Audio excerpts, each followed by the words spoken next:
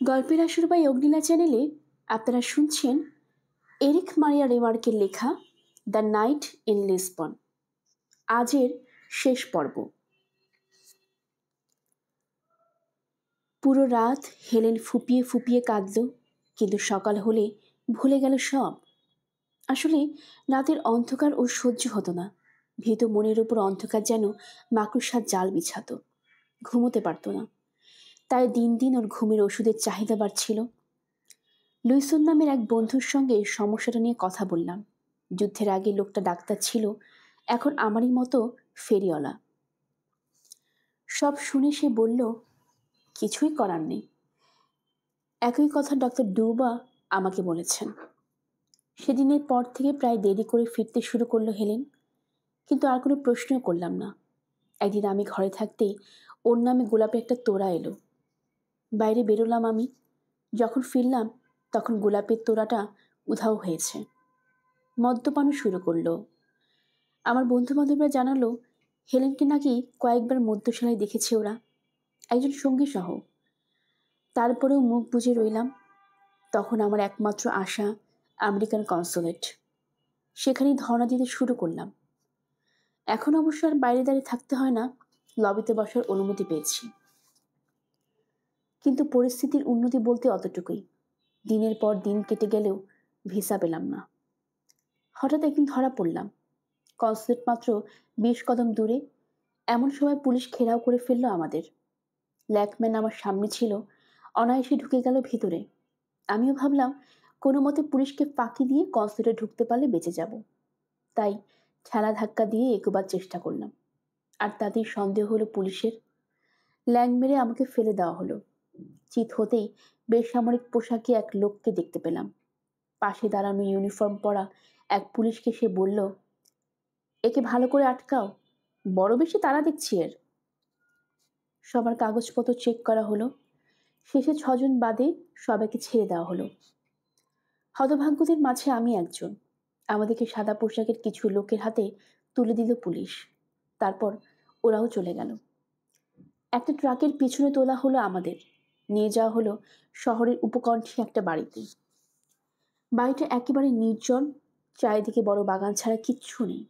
দেখা মাত্র বুঝলাম কপালে খারাপই আছে। জিজ্ঞেস করলাম, কারা ছিল ওরা? গেস্টাপো? সায় জানালো সোয়ার্জ। আরও আগে যে ধরা পড়িনি সেটাই আশ্চর্য। ইয়র্ক যে আমাদের পিছু ছাড়বে না সেটা আন্দাজ করা উচিত ছিল। ভুলটা টের পেলাম আমার কাগজের দিকে তাকিয়ে হাসতে থাকা লোকটা ওর নাম উচ্চারণ করায়। কপাল খারাপ। হেলেনের পাসপোর্ট ছিল আমার সঙ্গে। কনসুলেটে লাগতে পারে ভেবে পকেটে রেখেছিলাম। লোকটা বলল, এতদিনে মাছ জালে ধরা পড়ল। তোমার বউকেও এবার বাগে পাওয়া যাবে, কি বলো সোয়ার্জ? হাসতে হাসতে আমার মুখে ঘুষি মারল সে। মাথা ঝিমঝিম করে উঠল। আঙ্গুলে বেশ কটা আংটি পড়েছে লোকটা, তাই আঘাতটা একটু বেশিই লেগেছে। সোজা হয়ে ঠোঁটের রক্ত মুছলাম। কামরায় আরো 2 জন লোক আছে, তাদের দিকেও তাকালাম একে একে। না, 3 জনের সঙ্গে একা পেরে উঠব না। ঠিকানাটা নিচ থেকে বলে দিলে ভালো করবে, প্রথম লোকটা বলল। তাকে বললাম, ঠিকানা জানি না, আমি নিজেই ওকে খুঁজে বেড়াচ্ছি। সপ্তাহখানেক আগে ঝগড়া করে পালিয়ে গিয়েছে আমার বউ। ঝগড়া? খুব খারাপ। আবারও আমাকে ঘুষি মারল সে। এটা তোমার ঝগড়ার শাস্তি? ওকে ঝোলাবো নাকি চিফ? জানতে চাইল এক অনুচর। দাঁত বের করলো গেস্টাপোর অফিসার। ঝোলানো অর্থ ওকে বলে দাও মুলার। মুলার নামে গরিলাটা ব্যাখ্যা করলো, টেলিফোনের তার পেছিয়ে আমার জননেন্দ্রিয়ে বাধা হবে, তারপর ঝুলে দেওয়া হবে ছাদ থেকে। পদ্ধতিটা জানা আছে নিশ্চয়ই? তার কথা শেষ হলে বলল অফিসার, তুমি তো ক্যাম্পে ছিলে। জি না, আমার ক্যাম্পে অমন কিছু ছিল না। না থাকাই স্বাভাবিক। খেলাটা আমার আবিষ্কার। অবশ্য তুমি চাইলে না ঝুলিয়ে শুধু বেঁধেও রাখতে পারি। এমন শক্ত করে বাঁধবো যাতে অন্ডকোষে এক বিন্দু রক্ত চলাচল না করতে পারে। গ্যারান্টি দিতে পারি ঘন্টাখানেকের মধ্যে চেঁচিয়ে সারা বাড়ি মাথায় তুলবে তুমি। আমরা তখন চিৎকার থামাবার জন্য তোমার মুখের কাঠের গুঁড়ো ভরে দেব। লোকটা জলজান্ত পিশাচ। ভয়ঙ্কর কথাগুলো বলার সময় আনন্দে চকচক করছে চোখ। খানিক পর বলল, আইডিয়ার অভাব নেই আমাদের। সামান্য আগুন দিয়ে কত কি করা যায় জানো? হেসে উঠল দুই অনুচর। ধরো, একখণ্ড তারেকে আগুন পুড়িয়ে লাল করে ফেললাম। সেটা তোমার কানের বা নাকের ফুটোয় ঢুকালে কি ঘটবে কল্পনা করতে পারো? আমিও পারছি না, তবে তোমাকে পেয়ে বড্ড ভালো লাগছে মিস্টার সুরাজ। ছোট ছোট এক্সপেরিমেন্টগুলো এবার চালানো যাবে তোমার উপরে। আমার পায়ের পাতায় জুতো তুলে দিল সে। চাপ দিয়ে দাঁড়ালো। এখন তার গায়ে পারফিউমের গন্ধ পাচ্ছি। নড়লাম না। জানি বিরোধিতা করা বোকামি, সাহস দেখানো আরো বড় বোকামি। আমাকে পরাস্ত করতে আরো বেশি দৃঢ় প্রতিজ্ঞ হয়ে উঠবে ওরা। আরো বেশি আনন্দ পাবে আমাকে মচকাতে পারলে। এসব ভাবতে ভাবতেই পরে আঘাতটা এলো। এবার লাঠির বাড়ি। গুঙিয়ে উঠে লুটিয়ে পড়লাম মাটিতে। জ্ঞান হারাবার ভান করলাম। অফিসার চেঁচিয়ে উঠল, জাগা ওকে। সঙ্গে সঙ্গে হাতের জ্বলন্ত সিগারেট আমার চোখের পাতায় চেপে ধরল মুলার। মনে হলো কেউ তরল আগুন ঠেলে দিয়েছে অক্ষি কটরে। চেঁচিয়ে উঠলাম। ওদের হাসি বেড়ে গেল। অফিসার বলল, উঠে দাঁড়াও সুয়াজ। চলতে চলতে সিধে হলাম। পরক্ষণে আরেকটা ঘুষি খেলাম কানের পাশে। অফিসার বলল, এখন স্রেফ গা গরম করছি বুঝলে, হাতে অফুরন্ত সময়। এরপর যদি আমার ভান ধরো, বিশ্রী একটা অভিজ্ঞতা অপেক্ষা করবে তোমার জন্য। তাকে বললাম, ভান করছি না, আমার হৃৎপিণ্ডের সমস্যা আছে। পরের বার জ্ঞান হারালে আর সেটা ফিরবে কিনা জানি না। তোমরা যা খুশি করতে পারো। সঙ্গীতের দিকে ফিরল অফিসার। ওর নাকি হৃৎপিণ্ডের সমস্যা, বিশ্বাস হয়? আবারও হাত তুলল সে। তবে আমার কথা যে কিছুটা হলেও প্রভাবিত হয়েছে তার টের পেলাম। আঘাতটা তুলনামূলকভাবে আস্তেই করল। সম্ভবত ইয়র্ক আমাকে জ্যান্ত চেয়েছে। একটু পর বলল সে, ঠিকানা মনে পড়েছে? এক্ষুনি বলে দিলে ভালো করবে, মানে দাঁতগুলো আস্ত থাকতে। জানলে না বলবো। ও, বীর পুরুষ সাজতে চাইছো? আহারে, আমরা ছাড়া সেটা কেউই জানতে পারবে না। মারতে মারতে আমাকে মেঝেতে ফেলে দিল ওরা। এরপর শুরু হলো লাথি। চেষ্টা করলাম মুখ আর উরুসন্ধিতে যেন আঘাত না লাগে। কতটুকু সফল হলাম জানি না, তবে কিছুক্ষণ পর ক্লান্ত হয়ে গেল ওরা। এখনকার মতো যথেষ্ট। হাঁপাতে হাঁপাতে বলল অফিসার, ওকে সেলারে নিয়ে যাও। ডিনারের পর আবার শুরু করা যাবে। তখন হবে আসল খেলা। রাতের স্টেশনে এমনিতে তুলনা হয় না। এসব আমার জন্য নতুন কিছু নয়। এক হিসেবে চিন্তা করলে শিল্প সাহিত্যের মতো অত্যাচারও যা আমার সংস্কৃতির এক অবিচ্ছেদ্য অংশ। তার স্বাদ আমি কনসেন্ট্রেশন ক্যাম্পে পেয়েছি। তবে এই দফা সুবিধাজনক অবস্থায় রয়েছি আমি। আমার আত্মঘাতী অস্ত্রটার খোঁজ পায়নি ওরা। করকে গেঁথে ব্লেডের এক টুকরা সেলাই করে রেখেছিলাম প্যান্টের পায়ের ঝুলে। সেটা রয়েছে বহাল তবিয়তে। চাইলেই আত্মহত্যা করে মুক্তি পেতে পারি। অন্ধকার সেলারে শুয়ে রইলাম। হতাশা অনুভব করছিলাম, সন্দেহ নেই। কিন্তু তার চেয়েও বেশি রাগ হচ্ছিল নিজের ওপর। এভাবে ধরা পড়েছি বলে ছাড়া পাবার সম্ভাবনা দেখছি না। ল্যাকম্যান অবশ্য আমাকে অ্যারেস্ট হতে দেখেছে, কিন্তু জানার কথা নয় গেস্টাপো আমাকে ধরেছে। পুলিশ ছাড়া কাউকে দেখেনি সে। 24 ঘন্টার মধ্যে না ফিরলে হেলেন হয়তো পুলিশের কাছে খোঁজ দিতে যাবে। তারপর জানতে পারবে আসল ঘটনা। কিন্তু ততক্ষণে আদৌ টিকে থাকবো কি? আমার তো মনে হয় ইয়র্ককে ইতিমধ্যে খবর দিয়েছে গেস্টাপো। ও যদি মার্সেই থাকে, আজ রাতের ভেতরেই দেখা করতে আসবে আমার সঙ্গে। সত্যি মার্সেই ছিল ইয়র্ক। হেলেনের চোখ ধোকা দেয়নি। আমার অনুমানকে সত্য প্রমাণ করে রাতেই হাজির হলো। খাস তরিকায় জামাই আদর করলো আমাকে। সেসবের বর্ণনা দিয়ে সময় নষ্ট করছি না। শুধু এটুকু বলি, নির্যাতনে এক পর্যায়ে জ্ঞান হারিয়ে ফেলি আমি। মাথায় পানি ঢেলে চেতনা ফেরানো হয় আমার। এরপর টেনে হিস্ট্রি নিয়ে যাওয়া হয় সেলারে। একদিক থেকে ভাগ্য ভালো ছিল, গেস্টাপোর অফিসারটির মতো অভিনব কোনো নির্যাতনের কৌশল জানত না ইয়র্ক। ওর ধৈর্যও ছিল কম। তারপরও সনাতন কায়দায় যে পরিমাণ লাথি খুশি খেয়েছিলাম তা কহতব্য নয়। যা হোক, কয়েক ঘন্টা পর আবার ফিরে এলো ইয়র্ক। একটা টুল নিয়ে বসলো আমার মুখোমুখি। সারা অবয়ব থেকে যেন ঠিকরে বেরোচ্ছে ক্ষমতার দ্যুতি। ভালো ক্ষমতা নয়, মন্দ ক্ষমতা। সেদিন সদনের দুটো রূপ দেখেছিলাম আমি। গেস্টাপোর সেই হাস্যমুখী অফিসার আর ইয়র্গের মাঝে প্রথমজন আপাতমস্তক পিশাচ, অন্যজন নিষ্ঠুরতার অবতার। যদি বাছাই করতে হয় তাহলে গেস্টাপো অফিসারকে আমি এগিয়ে রাখব, কারণ ইয়র্ক নির্যাতন করছিল নির্দিষ্ট একটা উদ্দেশ্য নিয়ে, কিন্তু অফিসারটি আমাকে কষ্ট দিয়েছে নিছক আনন্দের জন্য। আমি অবশ্য এরই মাঝে একটা পরিকল্পনার ছক কষে ফেলেছি। যেভাবে হোক এই বাড়ি থেকে আমাকে বেরোতেই হবে। ইয়র্ক আসতেই সম্পূর্ণ ভেঙে পড়া মানুষের মতো আচরণ শুরু করলাম।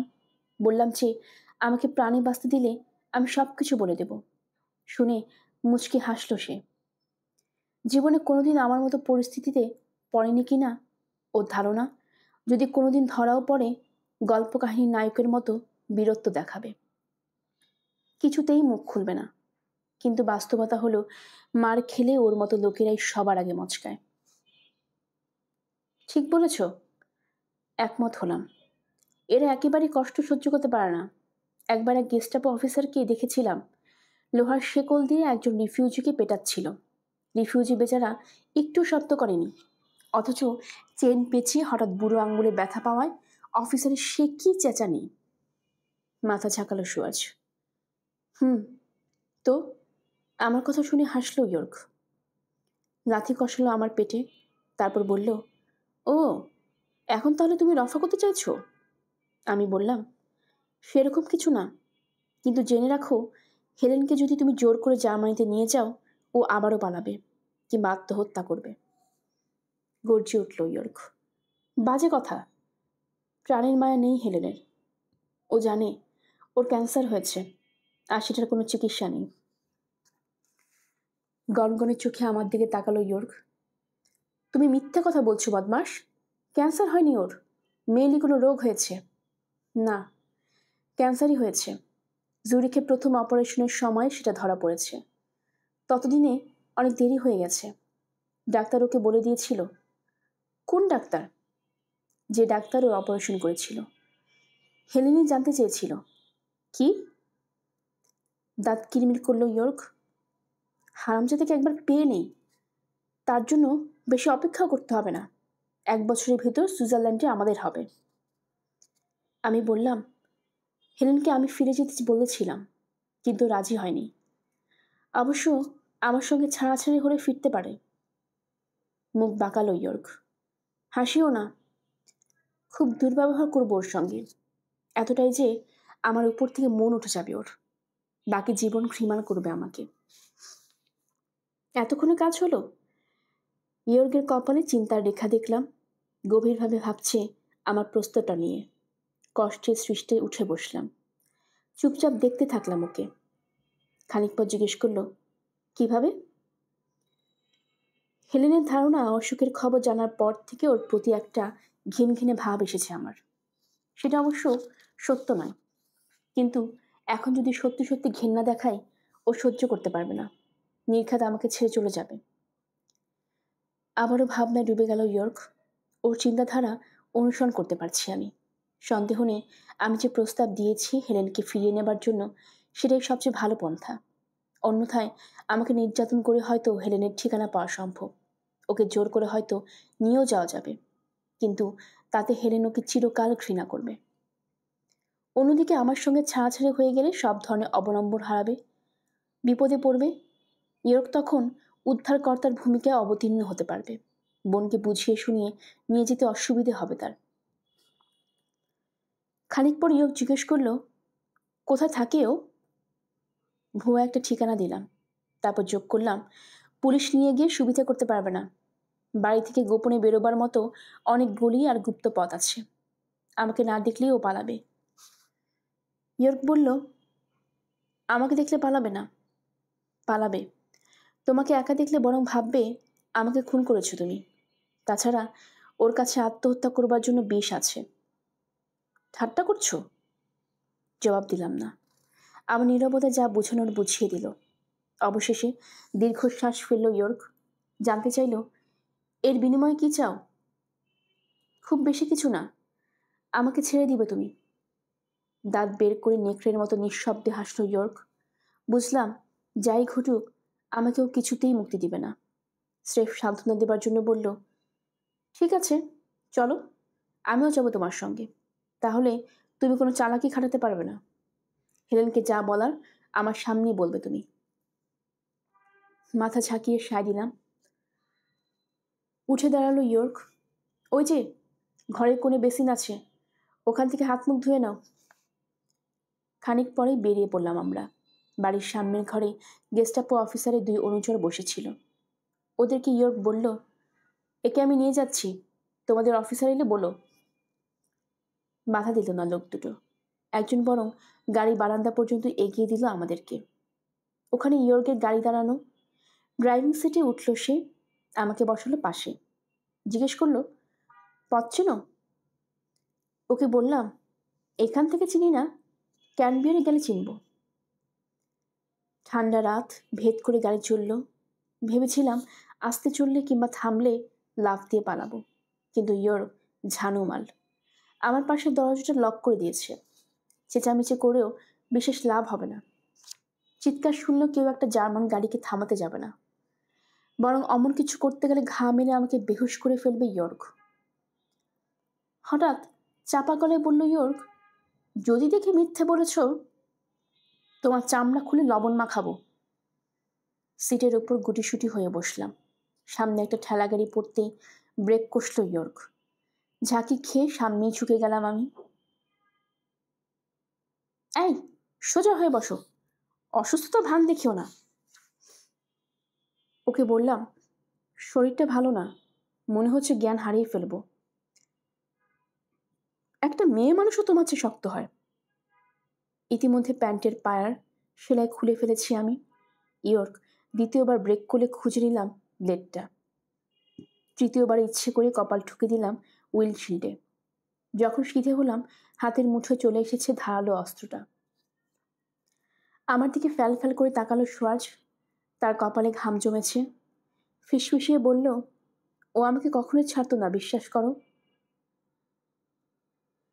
তাকে বললাম, করছি। কি করলে তুমি? সোয়ার্জ বলল, একটা বাঘ ঘোরার সময় আচমকা চেঁচিয়ে উঠলাম, দেখো দেখো বামে।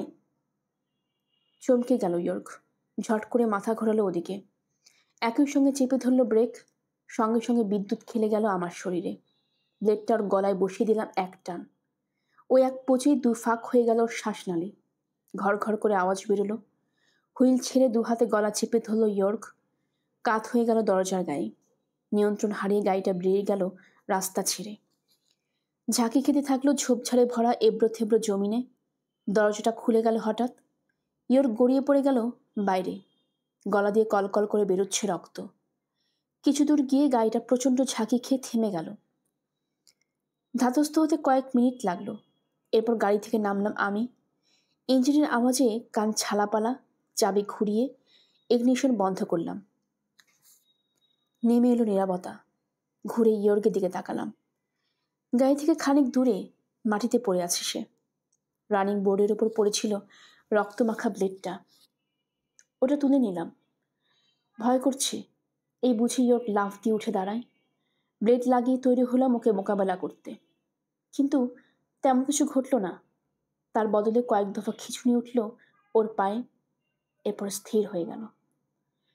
ব্লেডটা মাটিতে পুঁতে ফেললাম আমি। নিভিয়ে দিলাম গাড়ির হেডলাইট। চারিদিকে এমন নিস্তব্ধ, কোনো আওয়াজ নেই। এরপর কি করব তা আগে ভাবিনি, কিন্তু এবার দ্রুত মাথা খাটাতে হলো। প্রতিটা মুহূর্ত এখন মূল্যবান। প্রথমে ইয়র্কের শরীর থেকে খুলে নিলাম সব পোশাক। নগ্ন দেহটা টেনে লুকিয়ে ফেললাম বড় বড় কয়েকটা ঝোপের পিছনে। লাশটা এবার সহজে খুঁজে পাওয়া যাবে না। যদি পাওয়াও যায়, পোশাক আশাক না থাকায় পরিচয় জানা যাবে না। কপাল ভালো হলে বেওয়ারিশ লাল বলেও ভাবতে পারে কর্তৃপক্ষ। গাড়িটা ভালো করে চেক করলাম। তেমন কোনো ক্ষয়ক্ষতি হয়নি। স্টার্ট দিয়ে ওটাকে রাস্তায় উঠিয়ে আনলাম। কেমন যেন গা ঘিন ঘিন করছিল, বমি করলাম। গাড়ির ভেতরে একটা ফ্ল্যাশ লাইট পাওয়া গেল। আলো জেলে দেখলাম সিট আর দরজা 2 জায়গাতেই রক্ত লেগেছে। তবে দুটো চামড়ায় মোড়া বলে সাফ করতে বেগ পেতে হবে না। ইয়র্কের কাপড়ই ব্যবহার করলাম সে কাজে। রাস্তার ধারে একটা ডোবা থেকে ভিজিয়ে আনলাম। তারপর ডলে ডলে মুছলাম সব রক্ত। ডোবার পানি দিয়ে নিজের গায়ে লেগে থাকা রক্ত পরিষ্কার করলাম। এরপর চড়ে বসলাম গাড়িতে। রওনা হলাম বাড়ির পথে। ভয় ভয় করছিল। মনে হচ্ছিল ইয়র্ককে আচমকা দেখতে পাবো পাশে। কোনো মতে সেই ভয় চাপা দিয়ে ড্রাইভ করতে থাকলাম। বাড়ি থেকে খানিক দূরে একটা গলির ভেতরে থামলাম গাড়ি। বাইরে তখন ঝিরিঝিরি বৃষ্টি পড়ছে। রাস্তা পার হলাম। শরীরের অবস্থা সঙ্গীন। জোরে শ্বাস দিতে গেলেই বুকের ভেতরে খচ করে কি যেন বিচ্ছে। একটা দোকানের সামনে দাঁড়িয়ে কাছে নিজের প্রতিবিম্ব দেখলাম। খুব পরিষ্কার দেখা যায় না, তবে এটুকু বুঝলাম মুখ ফুলে গেছে। ভাবতে অবাক লাগছে, কয়েক ঘন্টা আগেও এখানে ছিলাম আমি, সম্পূর্ণ সুস্থ অবস্থায়। সন্তর্পণে ঢুকে পড়লাম বাড়িতে। বাড়িওয়ালির সঙ্গে দেখা হলো না, সে ঘুমিয়ে পড়েছে। পা টিপে টিপে সিঁড়ি বেয়ে উঠলাম উপরে। কামরায় ঢুকতেই দেখলাম হেলেন নেই। তাড়াতাড়ি বিছানা আলমারিতে চোখ বোলালাম। সব আগের মতোই আছে। আমার আওয়াজ পেয়ে ক্যানারিটা সুর করে ডাক দিয়ে উঠল। দৃষ্টি চলে গেল জানালার দিকে। বিড়ালটা বরাবর মতো বসে আছে ওখানে। কয়েক মিনিট অপেক্ষা করলাম, তারপর গিয়ে টোকা দিলাম ল্যাকম্যানের দরজায়। সঙ্গে সঙ্গে জেগে উঠল লোকটা। রিফিউজিদের ঘুম খুব পাতলা হয়। আমাকে দেখিয়ে আটকে উঠল সে। এ কী অবস্থা তোমার? আমার বউকে দেখেছ? জবাব না দিয়ে জিজ্ঞেস করলাম। মাথা নাড়ল ল্যাকম্যান। ও আজ সারাদিনই বাইরে। 1 ঘন্টা আগেও দেখেছি, ফেরেনি।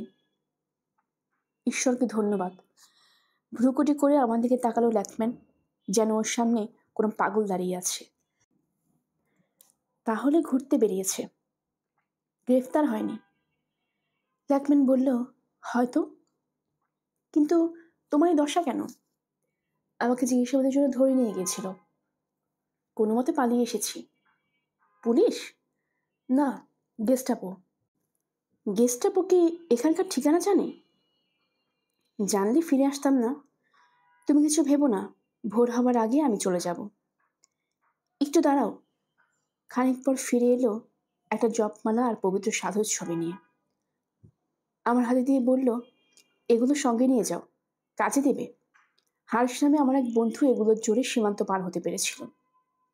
পিরেনিজের মানুষেরা খুব ধর্মভীরু কিনা, পোপ স্বয়ং এগুলোর আশীর্বাদ করে দিয়েছেন। সত্যি?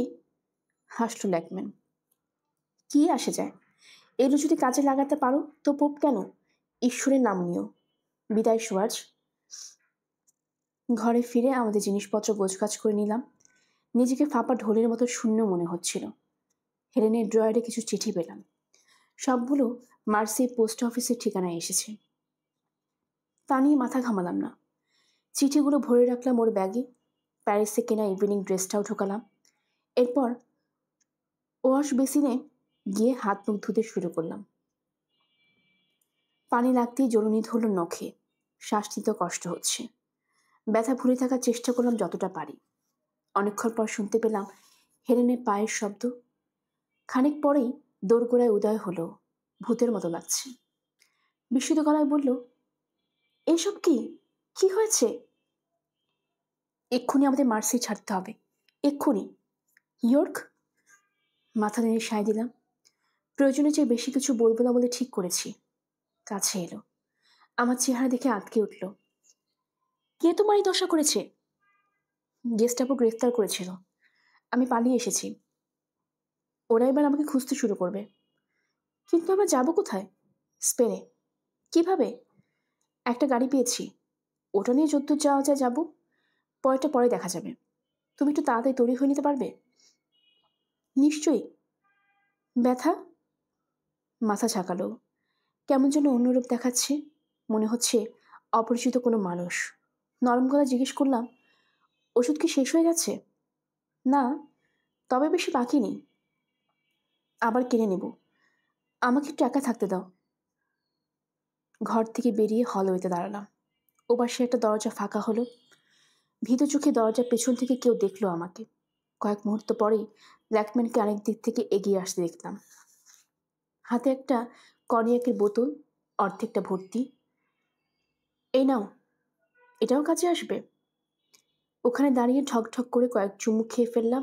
তারপর ল্যাকম্যানকে বললাম, আমাকে আরেক বোতল দিতে পারো? কিনে নেব। এই নাও টাকা।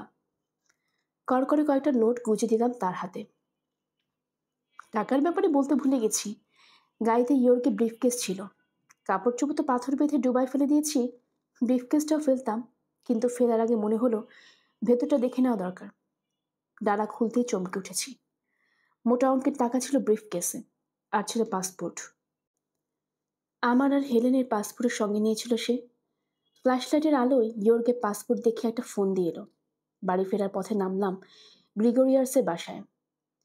লোকটা পেশাদার জালিয়াত, পাসপোর্টে কারসাজি জানে। ওকে জাগিয়ে আমার প্রয়োজনীয় কথা জানালাম।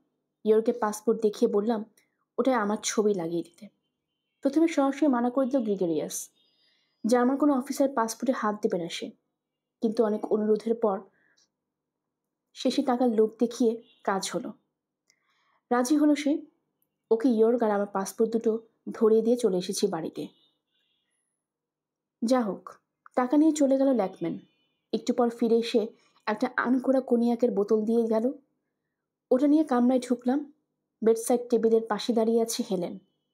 যে ড্রয়ারে ওর চিঠিগুলো, সেটা খোলা। আমাকে দেখে তাড়াতাড়ি বন্ধ করলো ড্রয়ার। তারপর কাছে দেখে বলল আমার আঘাতগুলো। এসব ইয়র্ক করেছে? থমথমে গলায় জানতে চাইল। ও আর ওর দল, শয়তান কোথাকার, অভিশাপ পুরো ওর উপরে। জানলার কাছে গেল। বিড়ালটা ভয় পেয়ে লাফ দিয়ে পালিয়ে গেল। চৌকাঠে ভর দিয়ে আবার গাল দিল। অভিশাপে ধ্বংস হয়ে যাক শয়তানটা। তাড়াতাড়ি ওকে টেনে সরিয়ে আনলাম। বললাম দেরি করা ঠিক হবে না, আমাদের এক্ষুনি রওনা হতে হবে। হলওয়ে ধরে এগিয়ে গেলাম দুজনে। ইতিমধ্যে আরো অনেকজন জেগে আছে। দরজা ফাঁক করে আমাদেরকে দেখছে ওরা। একজন গলা চড়িয়ে বলল, সোয়ার্জ, ন্যাপস্যাক নিও না, পুলিশ ন্যাপস্যাক দেখলেই সন্দেহ করে। আমার কাছে একটা চামড়ার সুটকেস আছে, চাইলে ওটা নিতে পারো। লোকটার উদ্দেশ্যে বললাম আমি, ধন্যবাদ, তবে সুটকেসের দরকার নেই আমাদের, দরকার ভাগ্য। আমরা প্রার্থনা করব তোমাদের জন্য। হেলেন এগিয়ে গিয়েছিল। বাড়ির দরজা দেখা হলো এক পথচারীর সঙ্গে। বৃষ্টি থেকে বাঁচতে ভেতরে এসে আশ্রয় নিয়েছে। উপযাচক হয়ে সে হেলেনকে বাইরে বেরোতে মানা করল। বৃষ্টির কারণে নাকি লোকজন কমে গেছে রাস্তায়। যে কাজে বেরোতে চাক হেলেন, কাউকে খুঁজে পাবে না। ভালোই হলো, মনে মনে ভাবলাম আমি। রাস্তায় লোক যত কম থাকে ততই ভালো। লোকটার পরামর্শ অগ্রাহ্য করে বেরিয়ে পড়লাম দুজনে। যেখানে গাড়িটা পার্ক করেছি হেলেনকে নিয়ে গেলাম সেখানে। গাড়ি দেখে অবাক হলো। জিজ্ঞেস করলো, এটা আবার কোত্থেকে জোটালে? চোরাই গাড়ি, পালাতে সুবিধা হবে বলে নিয়ে এসেছি, উঠে পড়ো। অন্ধকারে ঠেকে আছে রাস্তা। উইন্ডশিল্ডের ওপর অবিশ্রাম আঘাত হানছে বৃষ্টির ফোঁটা। গাড়ির পাদানিতে রক্ত লেগে থাকলে তা ধুয়ে যাচ্ছে। ব্রিগেডিয়ার্সের বাড়ির সামনে চলে গেলাম, থামলাম রাস্তার ধারে। আঙুল তুলে মাছ ধরার সরঞ্জামে একটা দোকান দেখিয়ে দিলাম হেলেনকে। ওখানে অপেক্ষা করো, ওটার সামনে ছাউনি আছে। ও জানতে চাইল, গাড়িতে থাকলে অসুবিধে কি? অসুবিধা আছে, বিস্তারিত ব্যাখ্যায় গেলাম না। তুমি ছাউনির নিচে দাঁড়াও, যদি কারোর সঙ্গে দেখা হয়ে যায় ভান করো যেন কোনো খদ্দরের জন্য অপেক্ষা করছো। আমি খুব তাড়াতাড়ি ফিরব। বাড়িতে ঢুকে গেলাম। ব্রিগেডিয়ার্সের কাজ শেষ। শঙ্কা দূর হয়ে গিয়ে শিল্পী সুলভ গর্ব ফুটেছে তার চেহারায়। আমাকে বলল, ইউনিফর্মটা ঝামেলা করছিল, তোমার ছবি সাধারণ পোশাকে, শেষে ওর মাথাটা কেটে ফেললাম। দেখলাম ব্রিগেডিয়ার্সের কাজ। পাসপোর্ট থেকে ইয়র্গের ছবিটা খুলে ফেলেছে সে। এরপর ইয়র্গের মাথা কেটে ইউনিফর্মটা বসিয়েছে আমার ছবিতে। সবশেষে জোড়া দেওয়া সেই ছবির ফটো তুলে নতুন করে প্রিন্ট করেছে। নতুন ছবিটা বসিয়ে দিয়েছে ইয়র্গের পাসপোর্টে। প্রয়োজনীয় সিল ছাপ্পর বসিয়ে দিয়েছে ছবির ওপর। এখন তুমিও খাঁটি নাৎসি অফিসার, হাসি মুখে বলল। সিলটা ভালোই মানিয়েছে, তবে খুঁটিয়ে দেখলে ধরা পড়ে যেতে পারে। প্রার্থনা করো যেন তেমনটা না হয়। এই নাও তোমার পুরনো পাসপোর্ট, অক্ষত। পাসপোর্টের সঙ্গে ইয়র্গের কাটা ছবিটা আমাকে দিয়ে গেল গ্রিয়াস। ওর পাওনা টাকা মিটিয়ে বেরিয়ে এলাম বাড়ি থেকে। ইয়র্গের ছবিটা ছিঁড়ে কুটি কুটি করে ফেলে দিলাম ড্রেনের পানিতে। হেলেন জায়গা মতো আছে, ওকে ডেকে নিয়ে উঠে পড়লাম গাড়িতে।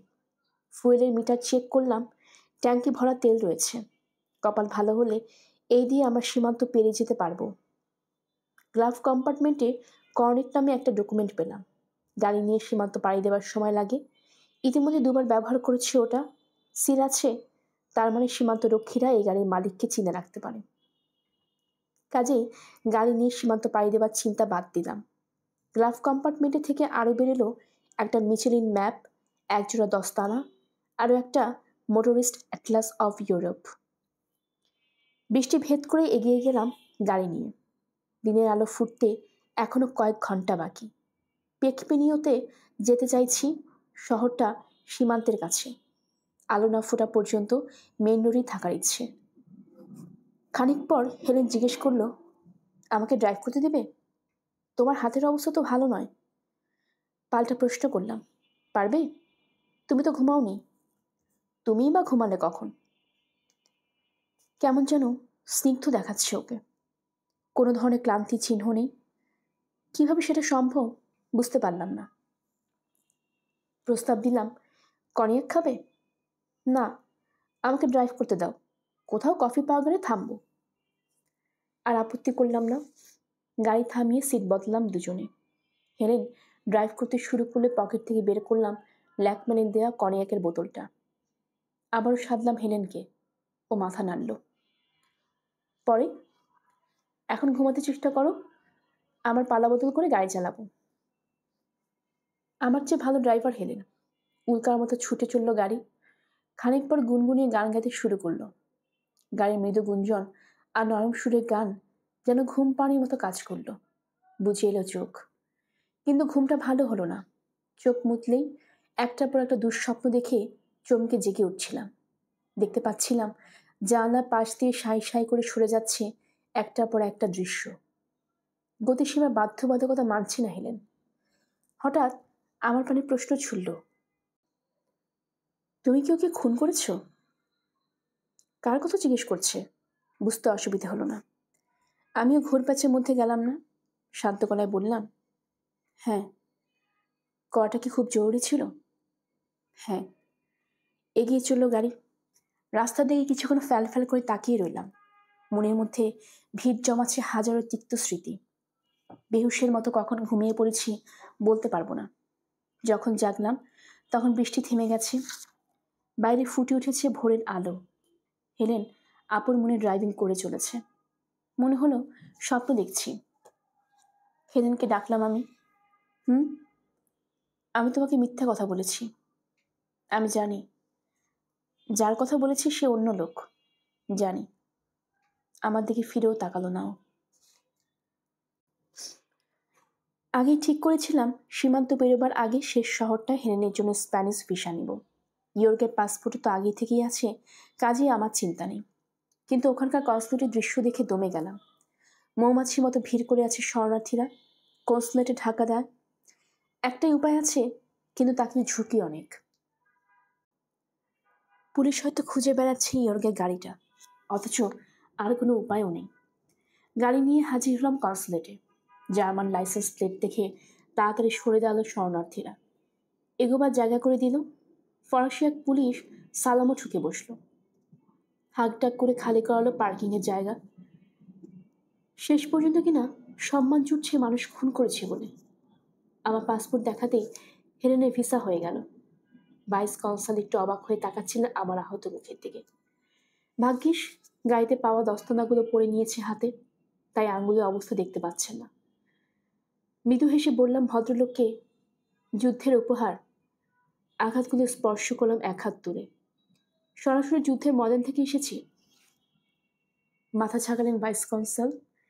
বললেন, আমরা তো একসময় লড়েছি। হিটলারের জয় হোক। বড়ই মহান নেতা তিনি, আমাদের ক্লদিওদের মতো। কনসুলেট থেকে বেরিয়ে এলাম। দেখলাম গাড়ির কাছে লোকের ভিড় নেই, কিন্তু পিছনের সিটে বছর 12 বয়সী একটা ছেলে গুটিসুটি মেরে বসে আছে।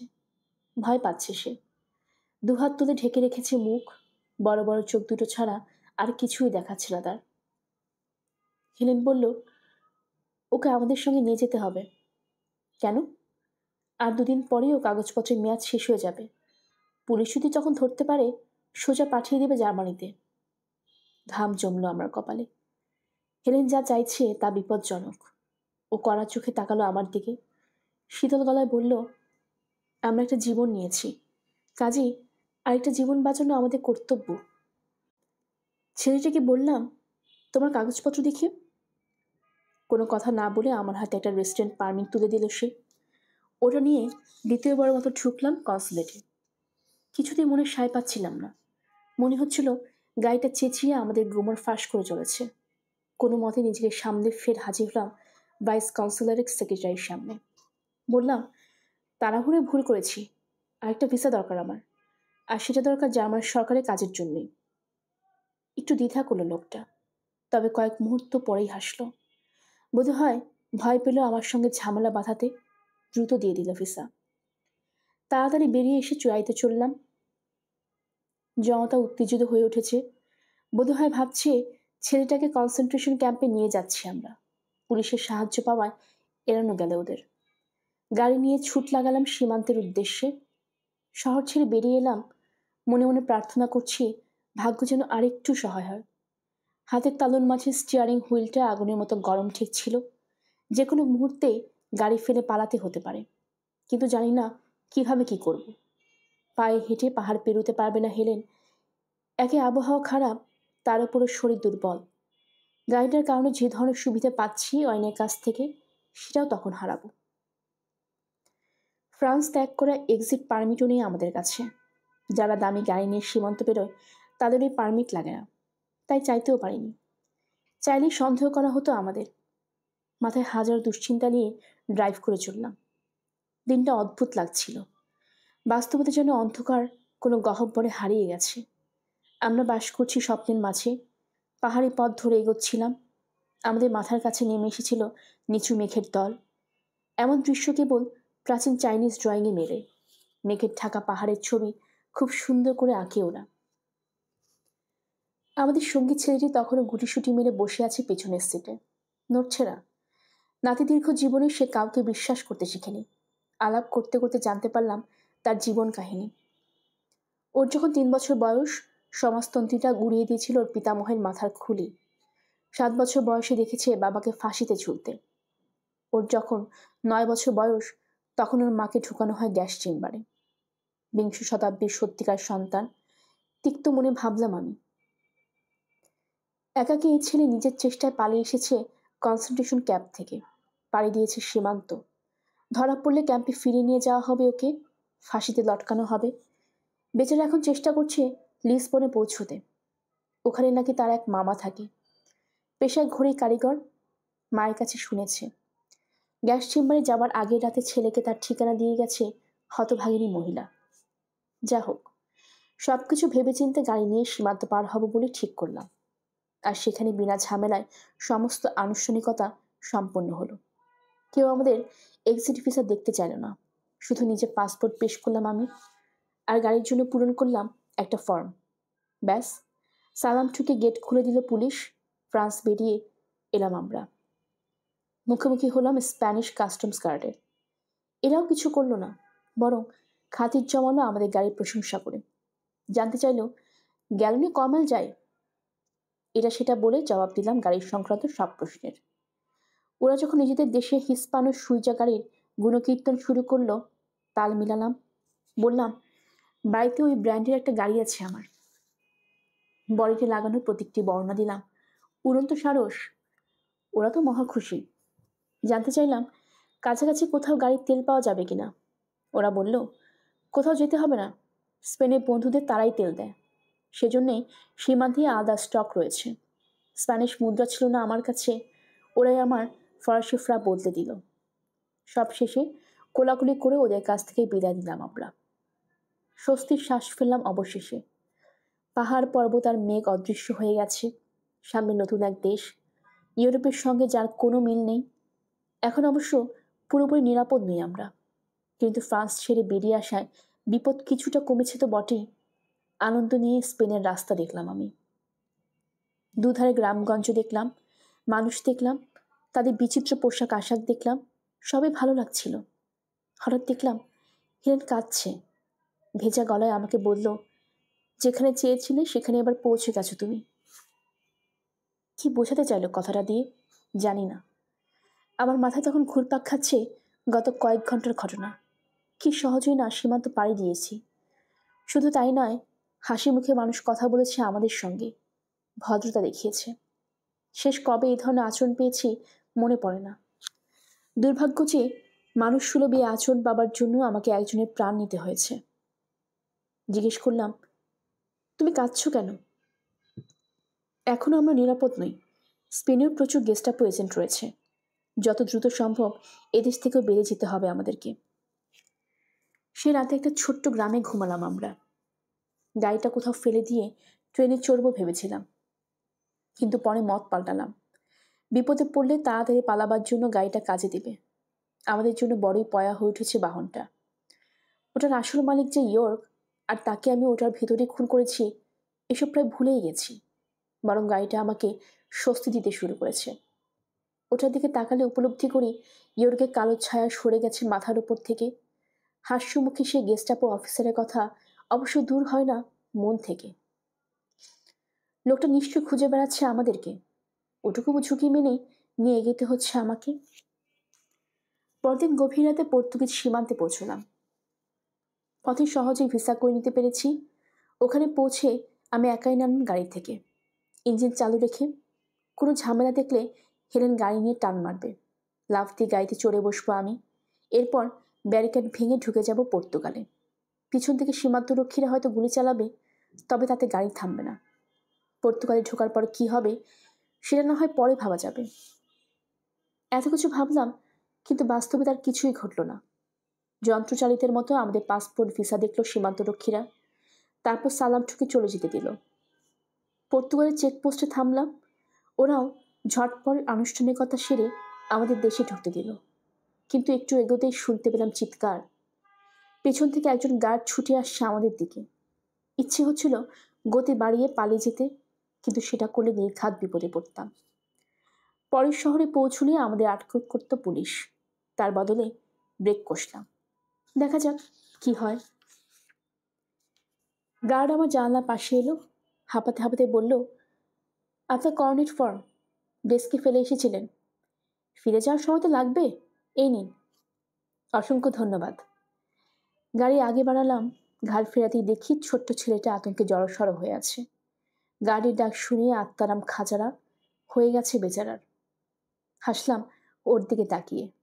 বললাম, ভয়ের কিছু নেই, আমরা এখন পর্তুগালে। ওই কথাতেই যেন ছেলেটার বুকের ওপর থেকে আধমন পাথর সরে গেল। প্রথমবারের মতো সিটের উপর সোজা হয়ে বসল সে। এর আগ পর্যন্ত পুরো যাত্রাপথে সে কুজু হয়েছিল। একের পর এক গ্রাম পেরিয়ে এলাম। কুকুরের ডাক শুনলাম, কামারশালে আগুন জ্বলছে তার আভা দেখলাম, পরিষ্কার বাতাস। অথচ এত কিছুর পরে মুক্তির আনন্দ পেলাম না। হেলেনও নিশ্চুপ হয়ে আমার পাশে বসে আছে। নিজেকে বিরক্ত মনে হলো। আশ্চর্য। লিসবনে পৌঁছেই মার্সির আমেরিকান কনসুলেটে ফোন করলাম। ইয়র্কের ব্যাপারটা এড়িয়ে সংক্ষেপে ওদেরকে জানালাম, পুলিশ আমাকে গ্রেফতার করেছিল, তাই হাজির হতে পারিনি কনসুলেটে। ছাড়া পাবার পর চলে এসেছি পর্তুগালে। ফ্রান্সে আর ফেরা সম্ভব নয়। সব কিছু শোনার পর ও পাশ থেকে ডিউটি অফিসার জানালো, আমার আর হেলেনের ভিসা এখনো মঞ্জুর হয়নি, তবে হওয়া মাত্র সেগুলো সে পাঠিয়ে দেবে লিসবনের কনসুলেটে। এবার গাড়িটাকে বিদায় দেবার পালা। ওরা প্রয়োজন ফুরিয়েছে। হেলেন বলল, বিক্রি করে দাও। সাগরে ডুবে দিলে কি ভালো হয় না? তাতে লাভ কি? আমাদের টাকা প্রয়োজন। বিক্রি করে দাও। ওর কথাই ঠিক। বিক্রি করতে খুব একটা সমস্যা হলো না। যে লোক কিনলো সে পেশায় গাড়ির ডিলার। আমাকে বলল, প্রয়োজনীয় ট্যাক্স পরিশোধ করে গাড়ির রং বদলে ফেলবে। ইয়র্কের নামেই বিক্রি করলাম গাড়িটা। সপ্তাহখানেক পর আবার লিসবনের রাস্তায় দেখলাম ওটাকে। পর্তুগিজ নাম্বার প্লেট আর কালো রঙে। শহরে একই মডেলের আরও অনেক গাড়ি আছে। কেউ আলাদা করে আর চিনতে পারবে না। আমি চিনলাম বাম দিকের ফেন্ডারে একটা ছোট্ট ট্যাপ খাওয়া অংশ দেখে। এরপর আমি ইয়র্কের পাসপোর্টে পুড়িয়ে ফেললাম। ঘড়ি দেখলো সোয়াজ। তারপর বলল, বলার মতো আর বেশি কিছু নেই। সপ্তাহে একবার করে কনসুলেটে ধর্ণা দিতে শুরু করলাম। গাড়ি বিক্রি করে যে টাকা পেয়েছিলাম তা দিয়ে কিছুদিন একটা হোটেলে থাকলাম। ইচ্ছা ছিল হেলেনকে যথাসম্ভব আরামে রাখবো। একজন ডাক্তার জোগাড় করলাম, তার কাছ থেকে হেলেনের ওষুধপত্র পেতাম। হেলেনকে আমি একবার ক্যাসিনো তো নিয়ে গিয়েছিলাম, তার জন্য একটা স্যুট ভাড়া করতে হয়েছিল। প্যারিসে কেনা পোশাকটা ছিল হেলেনের কাছে। আমি ওকে একজোড়া সোনালি স্লিপার কিনে দিয়েছিলাম। ব্যাস, হয়ে গেল ক্যাসিনোয় যাবার সাজ পোশাক। তুমি জায়গাটা চেনো? মাথা ঝাঁকালাম সুরাজের প্রশ্নে। হ্যাঁ, দুর্ভাগ্যক্রমে গতকাল ওখানে গিয়েছিলাম। মস্ত ভুল করেছি। সুরাজ বলল, আমি অবশ্য ভুল করিনি। চেয়েছিলাম হেলেন খেলুক, ওর কপালটাও দারুণ। অনেক টাকা জিতেছিল। হাত থেকে গুটি ফেললেই দরকারি নম্বরটা উঠে আসতো। শেষের দিনগুলোয় বাস্তবতা থেকে অনেকটাই বিচ্ছিন্ন হয়ে পড়েছিলাম আমরা। মনে হচ্ছিল সে এত নিঃশঙ্ক জীবনটা আবার ফিরে পেয়েছি। একটু অভিনয় করেছি দুজনেই, কিন্তু ওকে সত্যি নিজের মতো করে পেয়েছিলাম। ভুলে গিয়েছিলাম যতই কাছে টানি, আস্তে আস্তে ও নিষ্ঠুর আরেক প্রেমিকের দিকে এগিয়ে চলেছে। হেলেন কখনো হার মানেনি, তবে ও লড়াই করছিল না আর। রাতের পর রাত ব্যথায় কষ্ট পেয়েছে, চেঁচিয়েছে, কেঁদেছে, কিন্তু ব্যথার পর্ব শেষ হলে শুরু হতো সুখের পর্ব। ওর মাঝে ফিরে আসতো কমনীয়তা, কোমলতা আর প্রেম। জোসেফ এক রাতে বলল, ওই একবারই অসুস্থতা নিয়ে আমার সঙ্গে সরাসরি কথা বলেছে। আমরা সম্ভবত একসঙ্গে আমেরিকার প্রতিশ্রুত ভূমি দেখতে পাবো না। সেদিন বিকেলেই ডাক্তারের কাছে নিয়ে গিয়েছিলাম ওকে। কিছু শুনে এসেছে বোধ হয়। আমার বুকটা কেমন যেন করে উঠল। টের পেলাম নিজের অক্ষমতা। যত যাই করি, ভালোবাসার মানুষটাকে আটকে রাখার শক্তি নেই আমার। হেলেন, কেন এমন হলো? একটু চুপ করে থেকে হাসলো। বলল, আমরা আমাদের সাধ্যমতো চেষ্টা করেছি, সেটাই যথেষ্ট। তুমি এ নিয়ে মন খারাপ করো না। তারপর এলো অবিশ্বাস্য সেই দিন। যা ঘটার নয় তাই ঘটল। কনসুলেটে গিয়ে জানতে পারলাম আমাদের ভিসা এসেছে। হাজারো চেষ্টা যা হয়নি খামখেয়ালে এক যুবকের সঙ্গে এক রাতের পরিচয়ে, সেটাই সম্ভব হলো অবশেষে। হেসে উঠলাম আমি, পাগলের মতো। হাসতে চাইলে হাসার মতো অনেক কিছুই এখনো আছে দুনিয়ায়, কি বলো? মাঝে মাঝে না হাসার প্রয়োজন আছে, গম্ভীর গলায় বললাম। হয়তো, কিন্তু অবাক ব্যাপার হলো শেষ দিনগুলোতে আমি আর হেলেন সবচেয়ে বেশি হেসেছি। মনে হতো ঝড়ো হাওয়া কাটিয়ে এক নিরাপদ বন্দরে আমাদের তরি ভিড়েছে। মুছে গেছে সব দুঃখ কষ্ট আর অশ্রুজল। বিষাদ ফিকে হয়ে মিশে গেছে আনন্দের স্রোতে। ছোট একটা ফ্ল্যাটে উঠলাম আমরা। একাগ্র চিত্তে নেমে পড়লাম আমেরিকা যাবার একটা বন্দোবস্ত করতে। কিছুদিন কোনো জাহাজ ছাড়লো না আমেরিকার উদ্দেশ্যে। শেষে একদিন একটা জাহাজে খবর পেলাম। দেগার শেষ ড্রয়িংটা বিক্রি করে টাকা জোগাড় করলাম। কিনলাম ওই জাহাজের 2টো টিকিট। আনন্দে আত্মহারা হয়ে পড়েছিলাম আমি।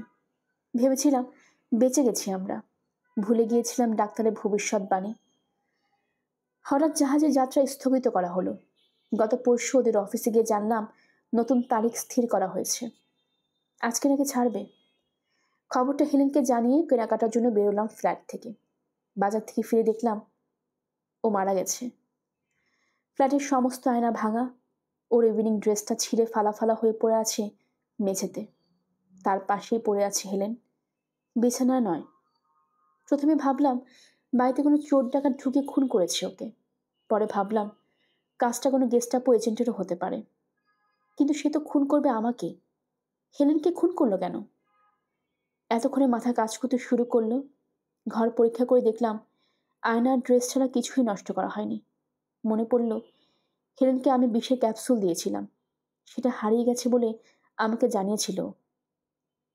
কিন্তু যদি না হারায়, তার মানে আত্মহত্যা করেছে হেলেন। কোনো চিঠি রেখে গেছে কিনা খুঁজলাম, পেলাম না। কিছুই রেখে যায়নি ও। চলে গেছে আমাকে কোনো কিছু না বলে। কেন? কেন? আমি বললাম, আন্দাজ করতে পারি। কি আন্দাজ করতে পারো? কি বা লিখতেন? লেখার মতো হয়তো কিছু ছিল না তার। যা খুশি লিখত। লিখলে কি ক্ষতি হতো? বলতে বলতে থেমে গেল সুরাজ। ডুবে গেল আপন চিন্তায়। আমি বললাম, যদি কিছু লিখে বসতেন হয়তো মনের ভাব ঠিকমতো প্রকাশ করতে পারতেন না। আমার তো মনে হয় না লিখেই বরং অনেক বেশি কথা বলে গেছেন তিনি। আনমনে মাথা নাড়ল সুরাজ। বলল, 24 ঘন্টার জন্য আবারও স্থগিত করা হয়েছে জাহাজের যাত্রা। এ খবর যদি আগে পেতাম অন্তত আরেকটা দিন বেশি বাঁচত। আমার তো মনে হয় না। কেন? আমেরিকা যেতে চায়নি বলেই ও আত্মহত্যা করেছে। ভুল। আমার ধারণা সহ্য সীমার বাইরে চলে গিয়েছিল তার অসুখ। আত্মহত্যা করে তাই মুক্তি নিয়েছে জীবন থেকে।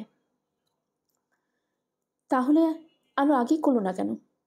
যুক্তি দেখালো সুরাজ। আমেরিকা যাবার সবকিছু ঠিকঠাক হয়ে যাবার পর কেন কাণ্ডটা ঘটাতে গেল? নাকি ভেবেছিল অসুখের কারণে ওকে সেখানে ঢুকতে দেওয়া হবে না? মৃত্যুপথযাত্রী একজন মানুষ যদি আগে ভাগে দুনিয়া ছাড়তে চান, সেটা তার ব্যাপার। আর কিছু না পারি, আমরা অন্তত এই ব্যাপারে তো তাকে স্বাধীনতা দিতেই পারি।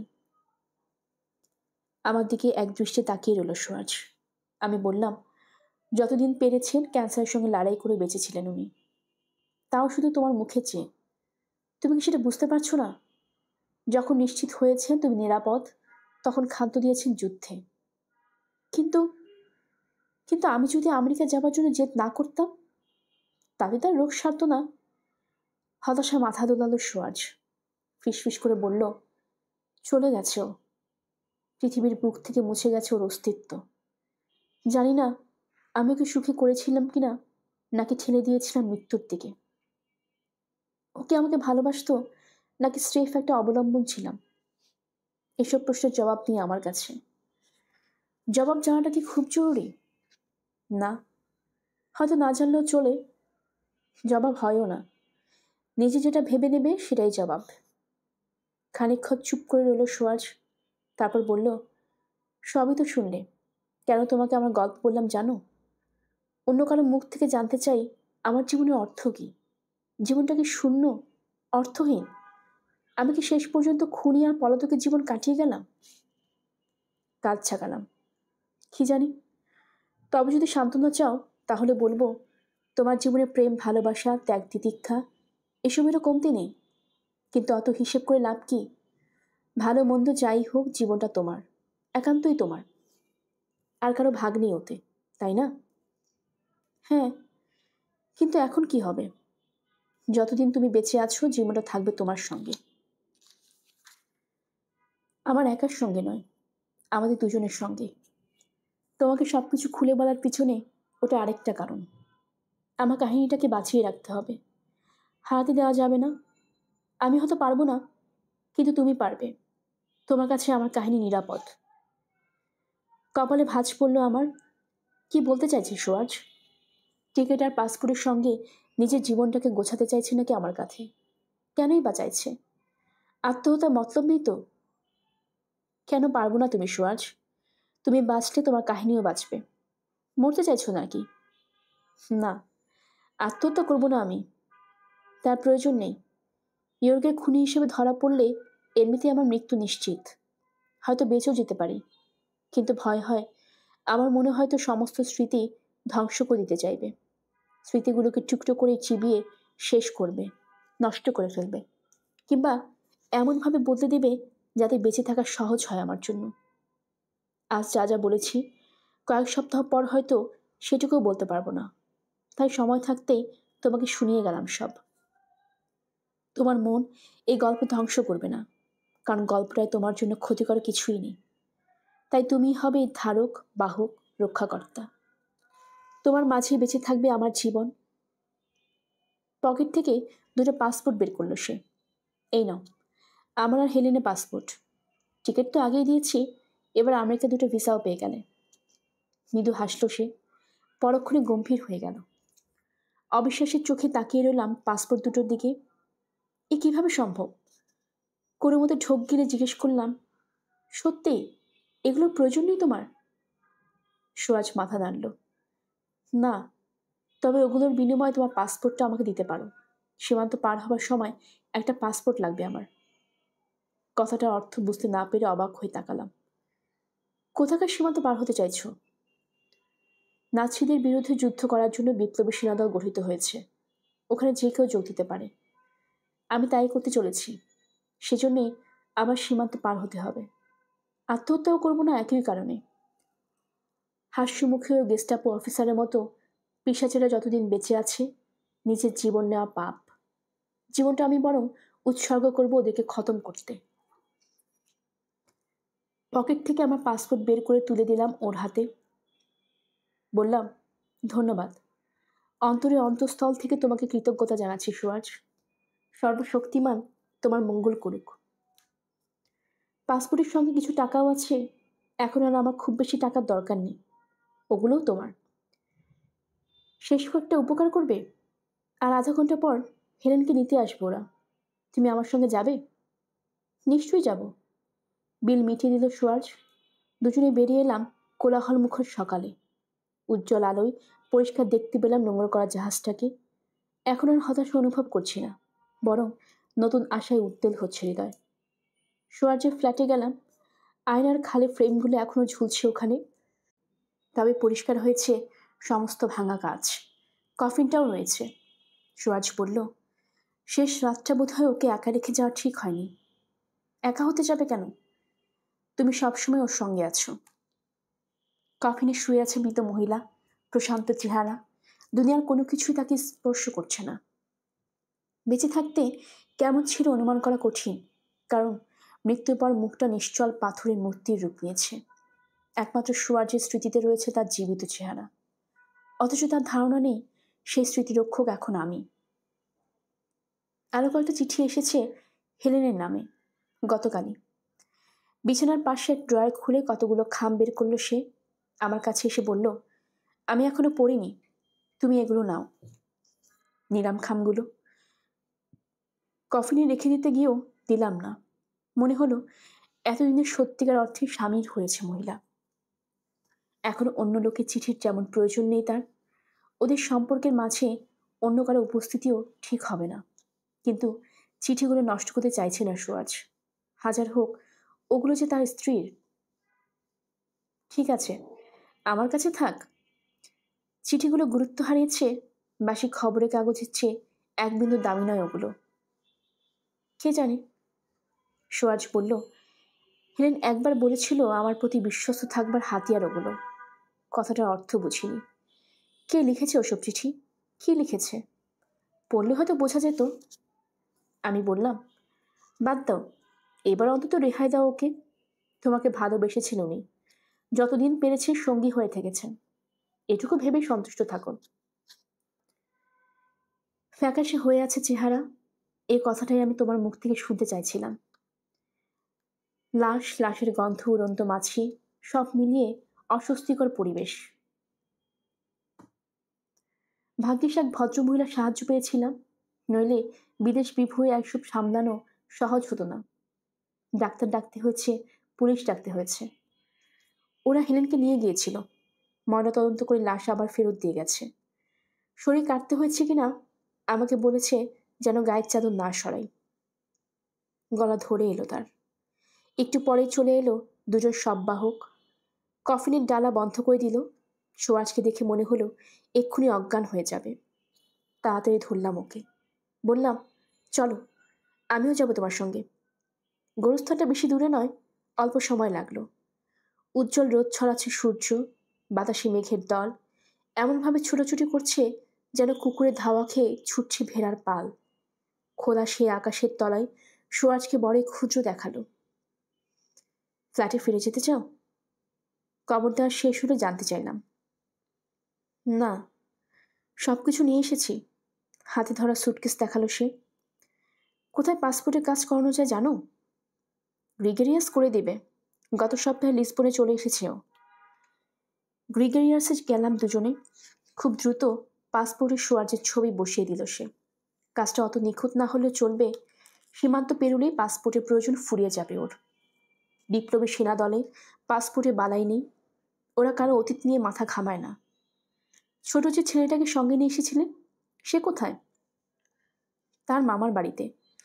ওরে এসে জুড়ে বসা এ লোকটা খুশি হয়নি, বেশ দুর্ব্যবহার করে ভাগ্নের সঙ্গে। কিন্তু ওর তাতে কোনো খেদ নেই। অচেনা মানুষের চাইতে নিজের পরিবারের কাছ থেকে ঘৃণা পাওয়া ভালো। তোমার জন্য শুভকামনা রইল। সুরাজ নামে ডাকলাম না আর, ও এখন আমার নাম ধারণ করেছে। তোমার সঙ্গে আর দেখা হবে না আমার, সে বলল। একদিক থেকে সেটা ভালো। এত সব গোপন কথা বলেছি, কখনো দেখা না হয় মঙ্গল। আমি অবশ্য কথাটার সঙ্গে একমত হতে পারলাম না। যে কারণেও বলছে, সে কারণেই হয়তো ভবিষ্যতে আবার দেখা করতে ইচ্ছে হবে ওর। ওই হয়তো ভাবছে জোসেফ আর হেলেনের জীবনের নিখুঁত বিবরণ রক্ষিত রয়েছে আমার স্মৃতিতে। যদি কখনো সেখান থেকে কিছু জানার ইচ্ছে হয়, আমাকে কি খুঁজবে না সে? ওর এমনও মনে হতে পারে হেলেনকে শেষ পর্যন্ত আমি কেড়ে নিয়েছি, কারণ আমার স্মৃতিতে সে অক্ষয় হয়ে থাকবে, জোসেফের স্মৃতিতে থাকবে না। লোকটাকে রাস্তা ধরে চলে যেতে দেখলাম আমি, হাতে সুটকেস, ক্ষীণ দেহ, পা টেনে টেনে হাঁটছে, যেন কোনো বিয়োগান্ত নাটকের অসহায় পরাস্ত প্রেমিক। সত্যি কি পরাস্ত? প্রেমিকাকে যতটা ভালোবেসেছে সে, যতটা নিবিড় করে পেয়েছে, বিজয়ী নায়করাও কি অতটা পায়? পাবার মতো আছেই বাকি, পেলেই বা কতটুকু বা ধরে রাখতে পারি? চাওয়া পাওয়া পুরো ব্যাপারটাই তো মিথ্যে মায়া। আমার নামধারী মানুষটা দৃষ্টিসীমা থেকে অদৃশ্য হয়ে ফিরে গেলাম গ্রিগেরিয়াসের কাছে। পকেটে আমার স্ত্রীর একটা ছবি ছিল, সে আমার ছবি নিয়ে ঘুরতে হতো আমাদের। কখন কি কাজে লেগে যায় আজও লাগলো। জোসেফ আর হেলেনের পাসপোর্ট আমার আর রুথের ছবি বসাতে ব্যস্ত হয়ে পড়ল গ্রিগেরিয়াস। ওর পাশ থেকে এক মুহূর্তের জন্য সরলাম না। আসলে পাসপোর্ট দুটো চোখের আড়াল করার সাহস পাচ্ছিলাম না। দুপুর নাগাদ শেষ হলো কাজ। বস্তির মতো যে ঘরটায় উঠেছি ফিরে গেলাম সেখানে। জানালায় বসেছিল রুথ। সামনের উঠানে জেলে পরিবারের বাচ্চাদের খেলা দেখছিল। দোরগোড়ায় আমি উদয় হতেই গাল ফুলিয়ে বলল, পথ হারিয়েছিলে? পথ খুঁজে পেয়েছি। পাসপোর্ট দুটো দেখালাম ওকে। আগামীকালই রওনা হচ্ছি আমরা, নতুন পরিচয়। একটাই সমস্যা, নিজেদের আর স্বামী স্ত্রী পরিচয় দিতে পারবো না আপাতত। আমেরিকায় গিয়ে আবারও বিয়ে করতে হবে আমাদেরকে। একবারের জন্য মাথায় আমার আসেনি আমি এমন একজনের পাসপোর্ট নিয়ে ঘুরছি যাকে খুনের অভিযোগে খোঁজা হতে পারে। ভাবার সময়ও মিলল না, কারণ পরদিনই জাহাজে চড়ে ইউরোপ ত্যাগ করলাম আমরা। নির্বিঘ্নে পৌঁছলাম আমেরিকায়। তবে পাসপোর্ট জোড়া শেষ পর্যন্ত সুখ আনেনি আমার জীবনে। আমেরিকায় পৌঁছবার 6 মাস পরেই রুথের সঙ্গে ডিভোর্স হয়ে যায় আমার। কাগজপত্র ঠিক রাখার জন্য ডিভোর্সের আগে আমেরিকার নিয়ম মেনে বিয়েও করতে হয়েছিল। আমার সঙ্গে ছাড়াছাড়ি হবার পর রুথ বিয়ে করলো সেই ধনী আমেরিকান যুবকটিকে, যে সুয়াজকে ভিসার বন্দোবস্ত করে দিয়েছিল। ভাগ্যে পরিহাস ছাড়া আর কি বলবো একে। সাহায্যের আশায় গিয়েছিলাম তার কাছে। আমাদের দ্বিতীয় বিয়েতে সে সাক্ষীও হয়েছিল।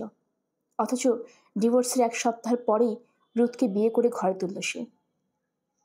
যুদ্ধের বাকি দিনগুলো আমেরিকায় কাটলো আমার। বিস্ময়ের ব্যাপার হলো সেই সময় ধীরে ধীরে অনুরক্ত হয়ে পড়লাম চিত্রকলার প্রতি। আগে ওসবে কোনো আগ্রহ ছিল না। বোধহয় আদি সুয়ার্জের তরফ থেকে উত্তরাধিকার হিসেবে পেলাম সে অনুরাগ। হাজার হোক, আমি তো তার পরিচয় বহন করছি। হেলেনের স্বামী সুয়ার্জের কথাও মনে পড়ত। লোকটা বেঁচে আছে কিনা কে জানে। আমার মনের পর্দায় 2 সুয়ার্জ মিলেমিশে এক হয়ে যেত। অনুভব করতাম তাদের উপস্থিতি। হয়তোবা আমার কাজকর্ম প্রভাবিত করত ওরা, যদিও সেটা অসম্ভব। শেষ পর্যন্ত একটা শিল্পকর্মের দোকানে কাজ ছুটিয়ে নিই আমি। আমার কামরায় ঝুলতে শুরু করে দেগার অনেকগুলো ড্রয়িং। সেগুলোকে আমি ভালোবেসে ফেলি। মাঝে মাঝে হেলেনের কথাও মনে পড়ত।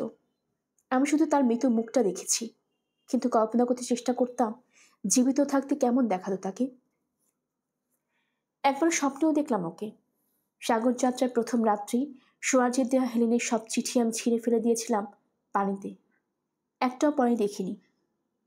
ছেঁড়ার সময় একটা খামের ভেতর শক্ত কিছু যেন হাতে বেঁধেছিল। আলো নিয়ে দেখলাম সেটাই একটা অ্যাম্বার পাথর, লক্ষ কোটি বছরের পুরনো। ভিতরে জমাট বেঁধে আটকে আছে একটা প্রাগৈতিহাসিক পোকা। গলার কাছে কি যেন দলা পাখি উঠেছিল। আমাদের সবার জীবনে কি এই পোকার মতো নয়? আমরা তো এই পোকার মতো অনন্তকালের জন্য আটকা পড়ে আছি এক অদৃশ্য পাথরে। মুক্তির উপায় নেই। যুদ্ধ শেষে ইউরোপে ফিরলাম। আত্মপরিচয় পুনঃপ্রতিষ্ঠায় সামান্য বেগ পেতে হলো, কারণ তখন জার্মানির বেশিরভাগ নাগরিকই নিজেদের পরিচয় ঝেড়ে ফেলায় ব্যস্ত। সুয়ার্জের পাসপোর্টটা এক রাশানকে দিয়ে দিয়েছিলাম। সে সীমান্তে পেরোবার চেষ্টা করেছিল। শরণার্থীদের নতুন এক ঢল নেমেছে তখন। পরে কি হয়েছে ওই পাসপোর্টের জানি না। সুয়ার্জেরও কোনো খবর পাইনি। অস্তাব্রুকে গিয়ে খোঁজ নিয়েছিলাম ওর, কিন্তু আসল নাম না জানায় সুবিধে করতে পারিনি। শহরটাও যুদ্ধে বিধ্বস্ত প্রায়। পুরনো বাসিন্দারা পালিয়ে গেছে এদিক সেদিক। আমাকে সাহায্য করতে পারে এমন কাউকে পাওয়া গেল না। কেউ সাহায্য করতে আগ্রহ দেখালো না। ফেরার পথে স্টেশনে হঠাৎ যেন দেখতে পেলাম ওকে। ছুটে গেলাম, কিন্তু কাছে গিয়ে দেখি সুহাজ নয়, অন্য লোক, স্থানীয় পোস্টাল ক্লার্ক। তার নাম জ্যানসেন, 3 সন্তানের পিতা। গল্পের আসর বা অগ্নিলা চ্যানেলে আপনারা শুনছিলেন এরিক মারিয়া রিমার্কের লেখা দ্য নাইট ইন লিসবন। আজ ছিল শেষ পর্ব। আমাদের চ্যানেলে অনেক লেখকের গল্প পাঠ করা হয়েছে, স্ক্রল করে সেই নিচে সেগুলো দেখতে পারেন। নতুন যারা আছেন কাইন্ডলি সাবস্ক্রাইব করবেন।